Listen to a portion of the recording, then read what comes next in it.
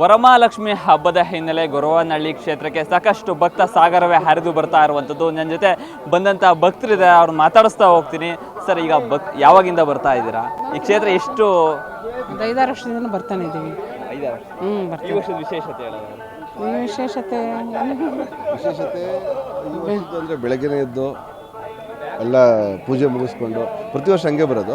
But ಈ ವರ್ಷ ಇನ್ನೂ ಚೆನ್ನಾಗಿ ಮಾಡಿದ್ದಾರೆ. ಇಲ್ಲಿ ತುಂಬ ಖುಷಿಯಾಗುತ್ತೆ ಇಲ್ಲಿಗೆ ಬರೋದು. ವ್ಯವಸ್ಥೆ ಎಲ್ಲ ನೀಟಾಗಿದೆ. ಹೋದ ವರ್ಷಕ್ಕಿಂತ ತುಂಬ ಚೆನ್ನಾಗಿ ಮಾಡಿದ್ದಾರೆ ಈ ವರ್ಷ. ಈ ವಿಶೇಷತೆ ಪ್ರತಿ ವರ್ಷನೂ ವಿಶೇಷತೆನೇ ಸರ್. ಮಹಾಲಕ್ಷ್ಮಿ ಸ್ಥಾನದಲ್ಲಿ ಇದ್ದೀವಿ ನಾವು. ಮಹಾಲಕ್ಷ್ಮಿ ಸ್ಥಾನದಲ್ಲಿ ಇದ್ವಿ. ತುಂಬ ಖುಷಿಯಾಗುತ್ತೆ. ತುಮಕೂರಲ್ಲೇ ತುಮಕೂರಲ್ಲಿ ನಮ್ಮ ಮಹಾತಾಯಿ ಇರೋದ್ರಿಂದ ನಮಗೆ ತುಂಬ ಖುಷಿಯಾಗುತ್ತೆ. ಮೈಸೂರಲ್ಲಿ ಹಿಂಗೆ ತಾಯಿ ಚಾಮುಂಡೇಶ್ವರಿ ಕೈ ಮುಕ್ಕೊಂಡು ಬರ್ತೀವೋ, ಇಲ್ಲಿ ತುಮಕೂರಲ್ಲಿ ಇರೋರಿಗೆ ಮಹಾಲಕ್ಷ್ಮಿ ಹತ್ರ ಬಂದ ತಕ್ಷಣ ಒಂಥರ ಇನ್ಸ್ಪಿರೇಷನ್ ಸಿಕ್ಕಂಗೆ ಆಗುತ್ತೆ. ಪ್ರತಿ ವರ್ಷವೂ ಬರ್ತೀವಿ ಸರ್.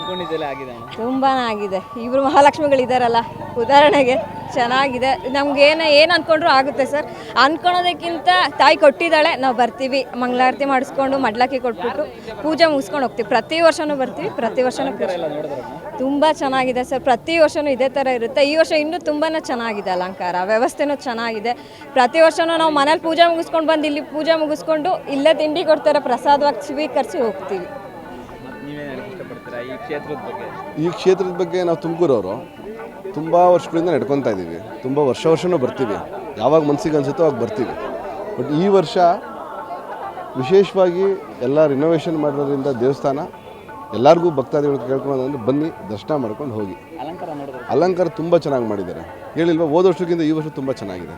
ತುಂಬ ಖುಷಿ ಆಯಿತು. ಬಗೆ ಅರ್ಧೇ ಹರಿಯುತ್ತೆ ದೇವ್ರನ್ನ ಕೇಳ್ಕೊಂಡಾಗ. ನಾವು ಹೋದ ವರ್ಷ ಅಂದ್ಕೊಂಡಿದ್ವಿ, ಆಗಿದೆ.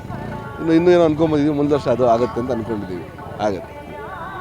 ವೀಕ್ಷಕರು, ಇಲ್ಲಿನ ಭಕ್ತಾದಿಗಳು ಹೇಳ್ತಿರೋದು ಇಷ್ಟೇ. ನಾವು ಸಾಕಷ್ಟು ಅರ್ಕೆ ಮಾಡಿದ್ವಿ, ಅವೆಲ್ಲ ಕೂಡ ಬಗೆಹರಿದಿರುವಂಥದ್ದು ಅಂತ ಸಂತೋಷ ವ್ಯಕ್ತಪಡಿಸ್ತಾ ಇರುವಂಥದ್ದು. ಕ್ಯಾಮ್ರಾ ಪರ್ಸನ್ ಸಂಜಯ್ ಜೊತೆ ದೀಪಕ್, ಪ್ರಜಾಶಕ್ತಿ ಟಿವಿ, ತುಮಕೂರು.